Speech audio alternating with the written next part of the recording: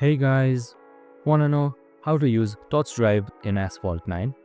Well, no worries. In this video, I'm going to show you an easy step-by-step guide on how to do it. It's super simple, so let's get right into it. Now, what TouchDrive does is it makes your steering automatic, so you can focus on drifting and nitro only. Now, let's just head towards play, click your rear, select a level, and then select next. Select play anyway, choose a car, and then select play again. And there you go, the game is about to begin. And using TouchDrive is very simple. So what you gotta do is in every single turn, you just gotta hold left to drift and just tap in right to nitro. And that's it, super simple and easy.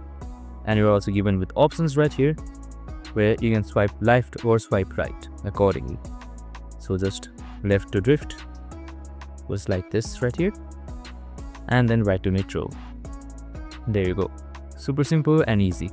Just swipe the direction just like I did, swipe again, and there you go, super simple and easy. And that's it. That's how you use TouchDrive in Asphalt Legends. I hope this video helped. If it did, make sure to like, subscribe, and tune in with us for more of these videos. See you in the next one.